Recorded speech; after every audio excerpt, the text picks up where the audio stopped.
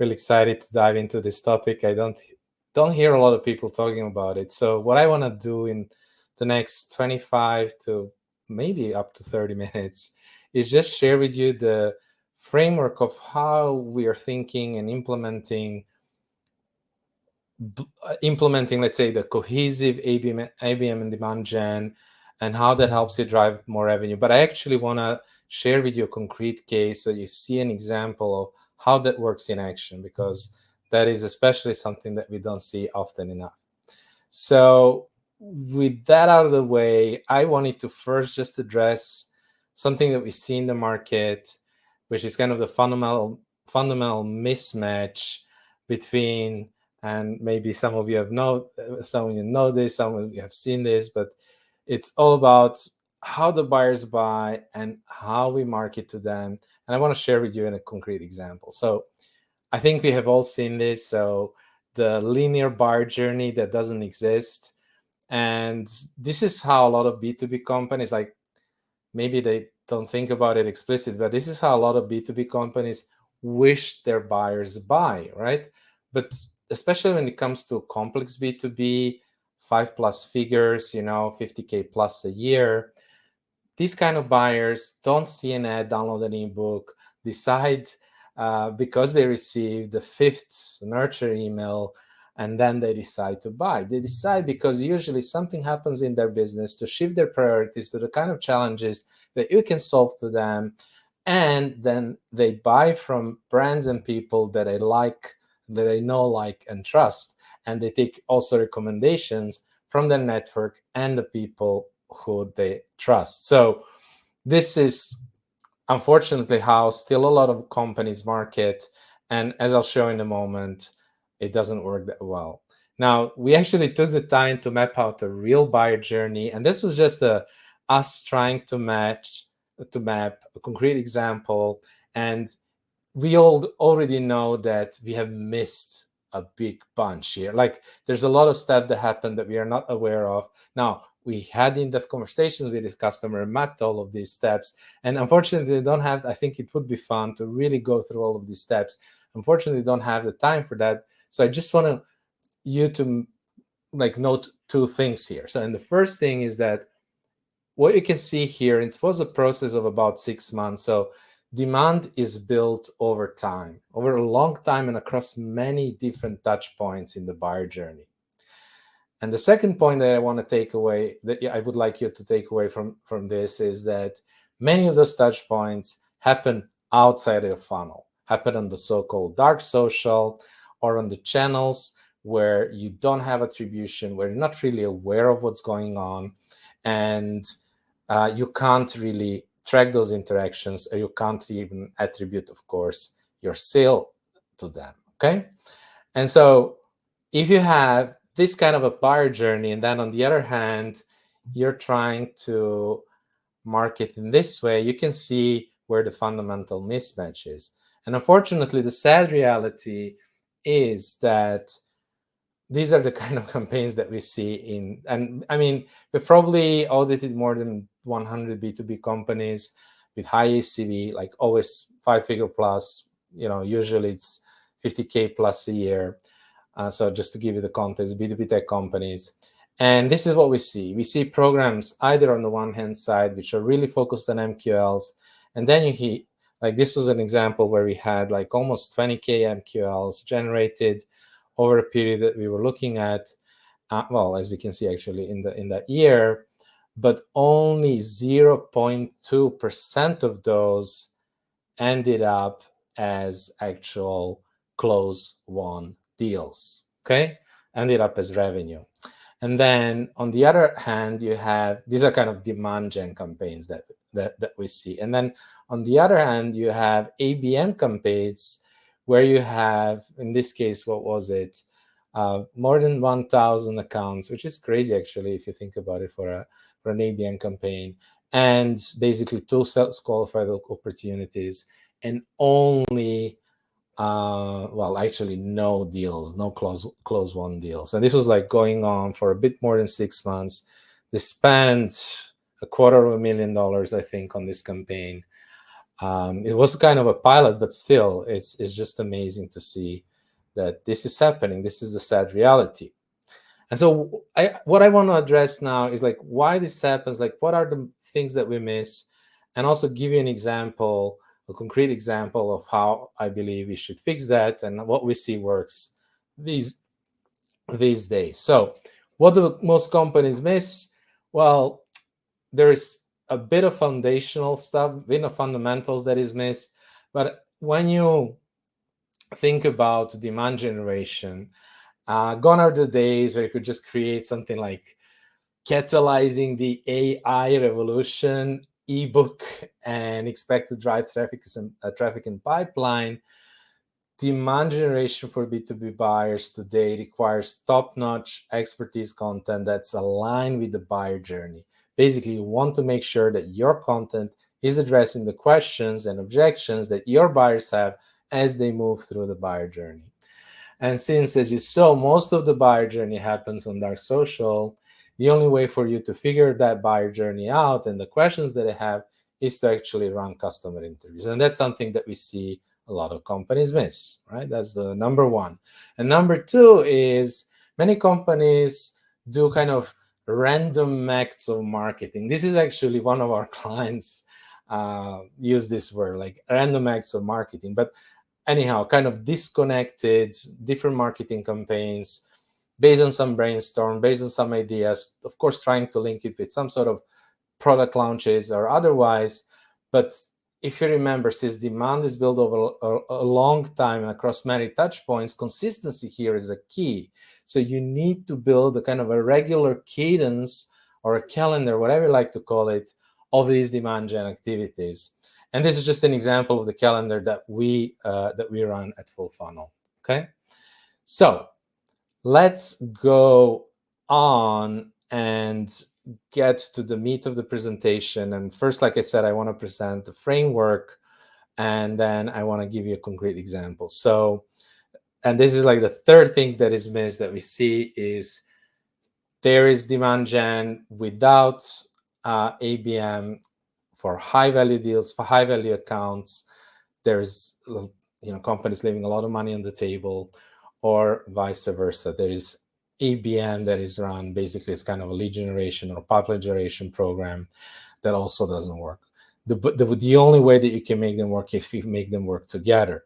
And so I'm not going to go into the details of this framework, but just want to kind of point out a few things. So what you have here on the top left, demand generation. So you have a bunch of demand generation activities, you have some demand capture activities, and then you have basically buyers that are ready to buy, some buyers are not ready to buy. Buyers that are ready to buy and they have chosen you for their consideration, you ended up on their consideration set, they know how to reach out to you, right? And your only job is to get out of their way, to make this simple, like to remove as much friction as possible from your funnel and make it easy for them to book the call with the right AE, right? Hopefully using some sort of a tool to qualify them automatically. They don't have to jump through hoops and speak to the SDR and then be transferred to the IE and all of these things. But basically that's one part of the funnel. Now, the other part of the funnel, that's like everything that happens on the right-hand side, is the ABM. So what does it mean? It means that basically every day we see target accounts that spend sometimes north of 1-2 hours on our website with multiple buyers, multiple people checking out, not just bouncing off a blog post, but actually checking high intent pages, right? So you have like 3-4 people checking high intent pages like product and pricing page, but they're still not reaching out to us. And these are potentially 6 or even sometimes for some of our clients like 7-figure potential deals that are not yet booking the call with you. Why? There could be different reasons. We don't know, but it could be that they didn't find the information they were looking for. Maybe they misunderstood something.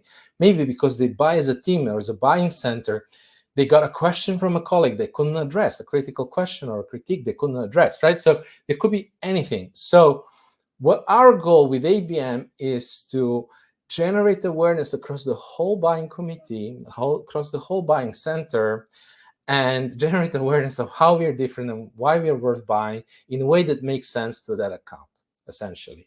So this is where the ABM starts. But you're unlike a lot of ABM programs, you're not just taking a wish list of accounts, but you're actually sourcing them from your demand gen. That's kind of the main point here. And just to kind of wrap it all up, at the bottom, you might be able to see you have as well some after the deal is won, obviously I also have customer success, advocacy, expansion. So this is also what we look at in ABM. We don't look at just top of funnel, but really what we look at is at the full picture. Okay, so let me now take you through this framework, but through an example. This is what I promised, and this is what I'm going to do right now, right? So how we do this, to generate, let's say, opportunities with more than 20% of our target accounts, and step-by-step case study. Let's go for it. And the first step in the whole process of ABM, is sourcing the account from demand generation. Okay, and this is,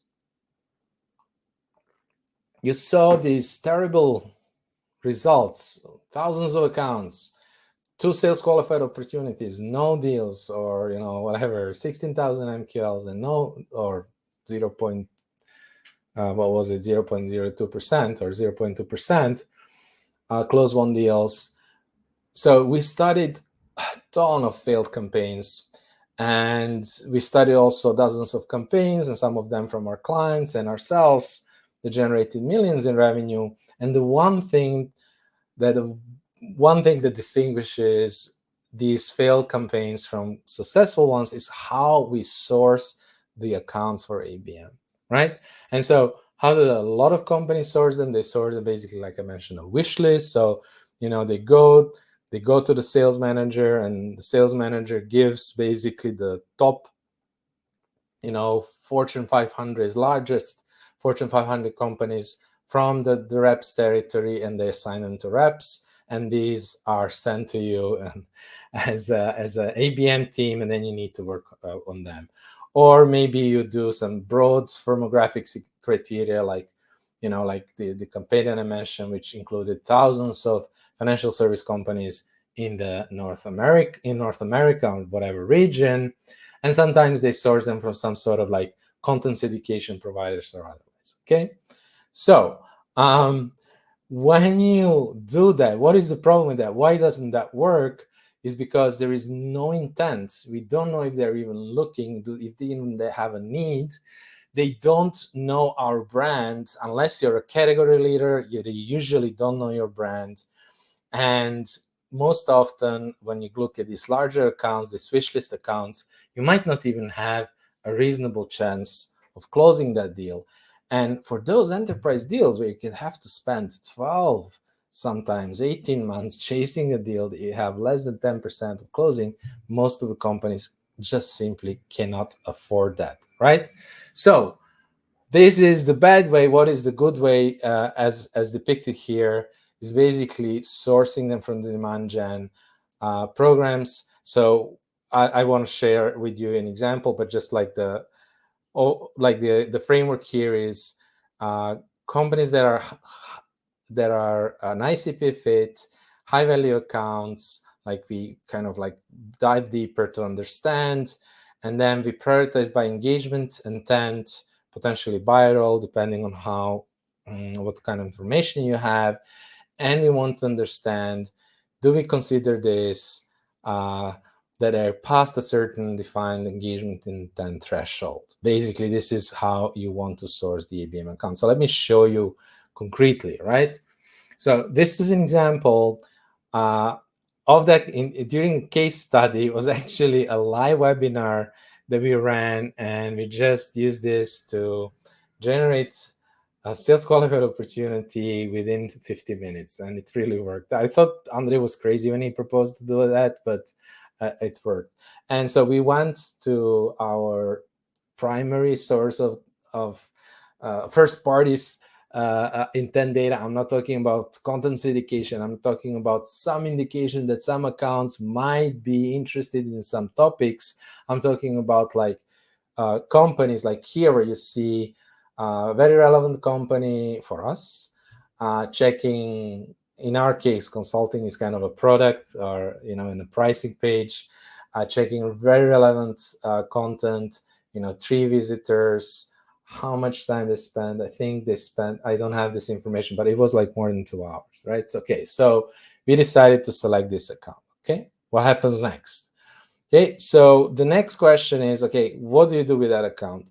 We need to research and personalize our messaging. So that's what ABM is all about. It's about marketing to a specific account. How do we do that? Well, in this case, we started the research. So the first thing we found out is by even just simply looking at a LinkedIn sales nav. They won a Series C. They hired a bunch of salespeople. They hired a bunch of marketers. So the initial hypothesis would be like, okay, they have won an investment and they probably have a high pressure to grow. Okay. So then we went and we checked their website.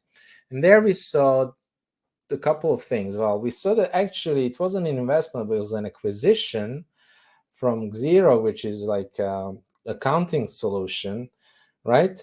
And we also saw that while they have a lot of SMB customers, they are kind of trying to push specific, enterprise verticals and upper mid-market and enterprise case studies, logos, etc. Okay, and then our final hypothesis, so we did a little bit more research, but already now we can start formulating hypotheses. So what is a hypothesis here? So the hypothesis is that there is an ambition to grow and a pressure to show results because of the investment. The ABM motion, so they were checking ICP, they were checking ABM content, right? So our assumption is they want to roll out an ABM motion. Why? Because they need to move up market. Why? Because their parent company, Xero, I guess, once they have a ton of SMB customers, so they can use their existing customers as a go-to-market for that solution, for Plende in this case. So they need to focus their marketing on the upper mid-market and enterprise. So, and specifically where they are in the buyer journey, they're now working on refining their ICP as they introduce the ABM motion. So this took us about 10 minutes to research and hypothesize, right? So we take this now and we start basically refining our messaging and what we do and how we market to that account. So let's look at the next step. So in the next step, we want to identify the buyers, to map out the so-called buying center, and we want to start basically distributing this personalized messaging to them. So in this case, okay, so this was a tier 2 according to our account segmentation, where we know part of our ICP, we know, okay, for tier 2, we know that our champion usually is either VP of marketing, or in this case, they didn't have a VP of marketing. It was director of growth marketing. This sometimes happens. And then the decision maker might be a CMO. It might be other people who are involved. But since this was a live case study, we decided to focus on this one gentleman, director of growth marketing. So what happens next?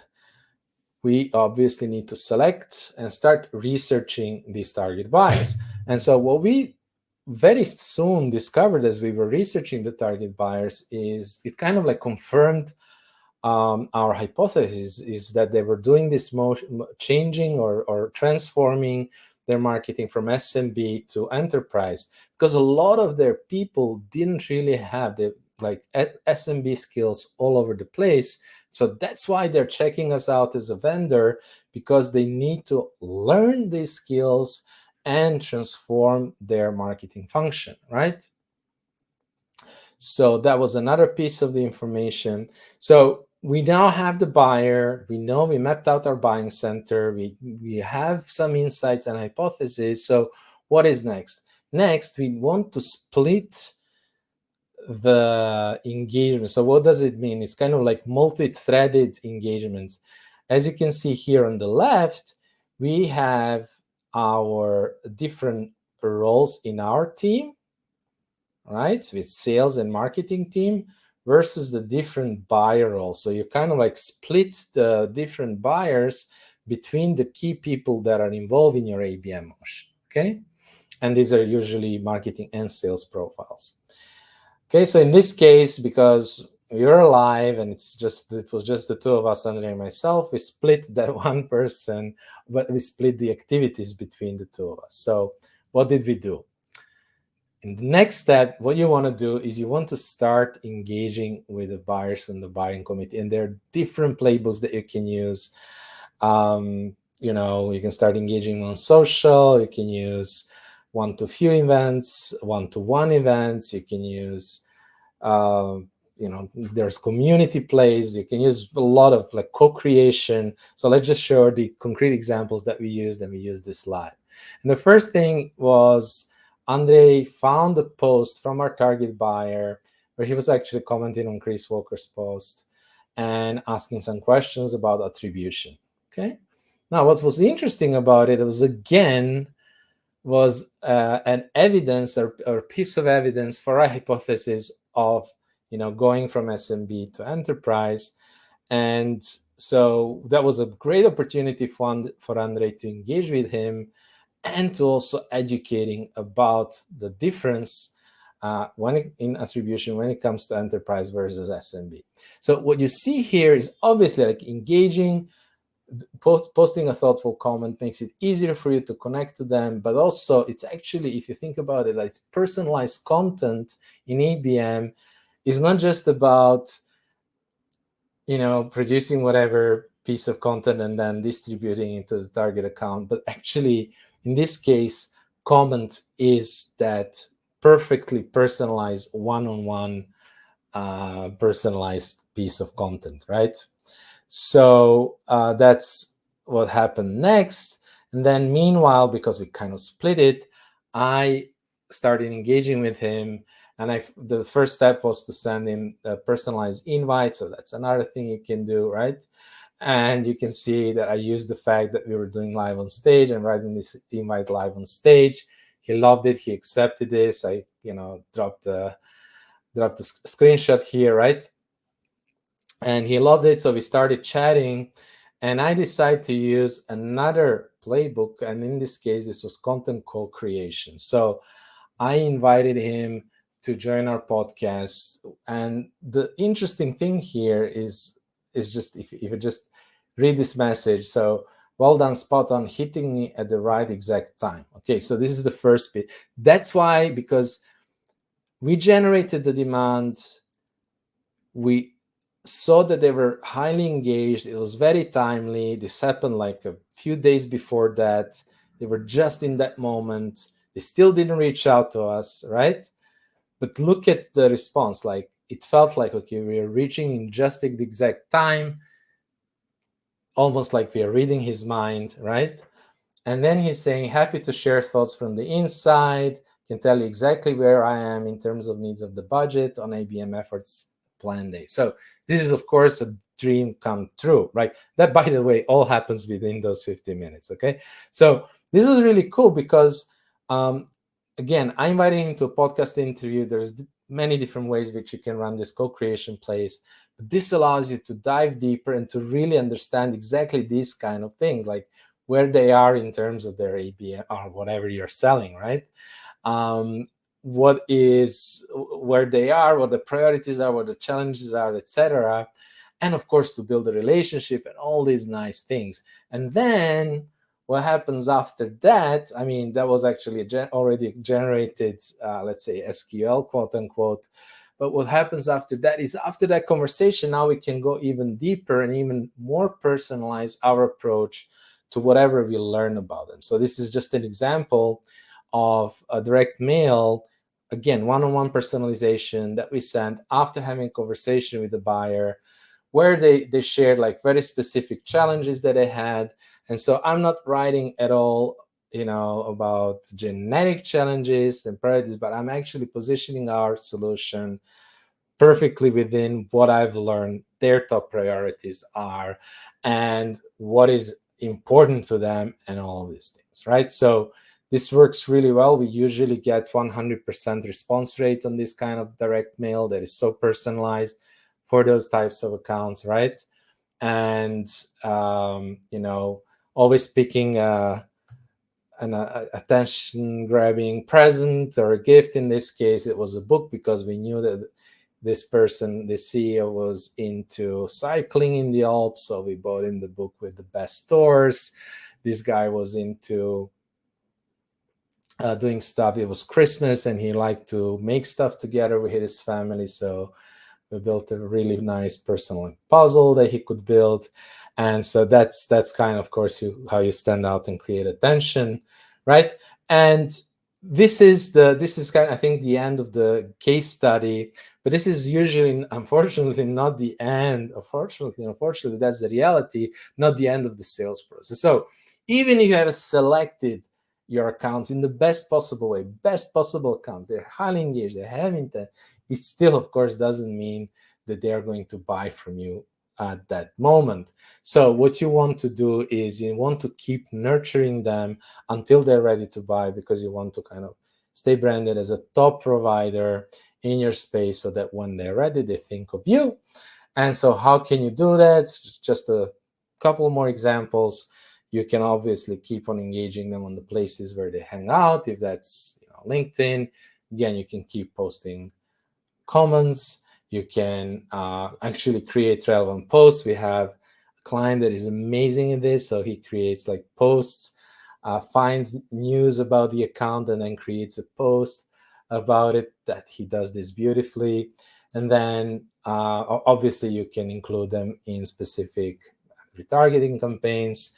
But also, like, especially when you have audience that is technical, that may be not as active on social, also finding like niche communities or niche associations and engaging there is another great way that you can kind of stay top of their mind. And with that, I'm coming on 28 minutes, I think. And so maybe there are questions. I could take one or two, I believe. Let me know what you thought of the presentation otherwise, before I'm going to log out. But in any case, thank you so much for being here and for your attention. I hope you got some value out of this.